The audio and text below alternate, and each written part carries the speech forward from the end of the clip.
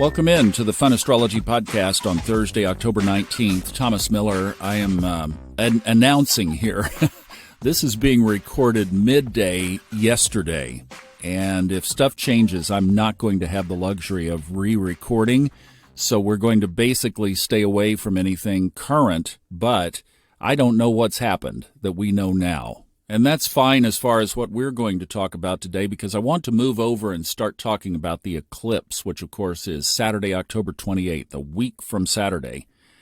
But we have these four other aspects, four other things that we need to clear in the sky before Sunday night, well, Saturday, and then we really start to turn the corner to the eclipse. So we're jumping ahead of it just a wee bit. Thing number one is Mercury conjoins the south node of the moon. It already has done that, 1:34 this morning. And of course that means that it is opposite the north node of the moon, sitting in the war sign, Aries, and that's where we've been saying. Whatever develops here, I'm not aware of it at the time that I'm recording, so we'll just roll on.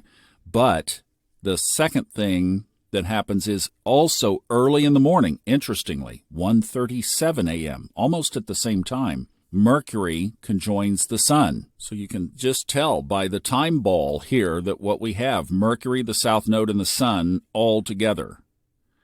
Then tomorrow night, 10 till 9 Eastern, Mercury squares Pluto. Then Saturday morning at 10:10 Eastern, the Sun squares Pluto. So we have this big traffic jam at the later degrees of Libra, 24 and 25 degrees. That's the south node, Mercury, and the Sun. Mercury is playing skip jump, but in just a couple of days we'll have all of that in Scorpio setting up for the eclipse. Then we have these two squares to Pluto, and this whole thing continues to escalate. So that's obviously a big challenge. Mars in Scorpio, I can tell you, is a warrior symbolism. And both of our friends in late Libra, Mercury and the Sun, are going to go chase Mars down in Scorpio and conjoin it. So that's that dynamic going on that borderline. And then down here we have the squares with the Sun and Mercury to Pluto. Much faster, much coming and going, but also probably part of the whole energetic composition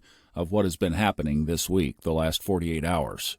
Now let's turn the page over to the October 28th eclipse. This is the partial lunar eclipse, and the moon will be at 5 degrees Taurus. And by the way, if you'd like this on a printed out PDF that you can download, go to right at the top of the funastrology.com website and you can grab Kristen's moon calendar. And while I'm mentioning that, everything in Sarah's shop is on sale. I'll give you the URL here in just a second, but everything is 25% off, and that's going to be the last sale for this year. So if you want to grab some stuff for the holidays, now's the time to do it. That goes through the weekend, but grab it now. Why not? Go ahead and put that on your to-do list today, spiritualdesigns11.etsy.com, and in doing so, you get some really cool stuff for yourself. She's got it loaded up in there, and you help support our work. So the moon will be at 5 degrees Taurus, Sun across at 5 degrees Scorpio. And in Scorpio, there's our party. Mercury and Mars are basically conjoined. They're 1 degree apart. And they're in the 8th house, which is the house of death and the house of transformation, the house of other people's money, and the moon will be in the house of your money and what's important to you and your self-worth, the 2nd house. So here we are, back again. On the mundane, we could be looking at the shadow side of all of this, and it could be dark.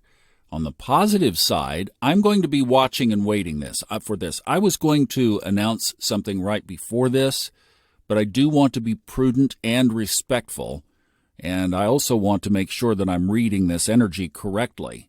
But I was going, if not, it will be after it, but I was going to announce something that very much fits the 2nd-8th paradigm. So we'll just leave that there, and I'll see how the week unfolds. But that's one of the other areas, is that this could be very positive because Jupiter, the planet of expansion, even though in retrograde, is sitting very close to the moon in that 2nd house. And the north node in Aries is also in the 2nd house, which is not all about bad things and war. There is a positive, and the positive is starting new things, and that's one of the reasons I was going to announce this. is new beginnings, new starts related to money. High timeline publishing that I'm working on, new start related to money, directly inspired 2 hours after the last eclipse. So why would this not fit? Actually, I probably just talked myself right back into it, but we'll see. I just want to be careful here, and we'll have plenty of time this week to let it unfold. So that's the structure of this. We still have this hopscotch going on between the Sun and Mercury, but we'll get that past us here pretty quickly, and then we'll be clear to set to take a look at the eclipse on the 28th, and that's where you get your money manifesting affirmations out. So if you have some Catherine Ponder meditations or Florence Shovel Shen, get those out and start to say those abundance manifestations. Would be a great preparation of you telling the universe how you want to experience this. Don't be passive, be proactive, all right? And start now. Perfect time to get it warmed up. All right, that's Thursday. Back tomorrow. Merriman planning on Saturday.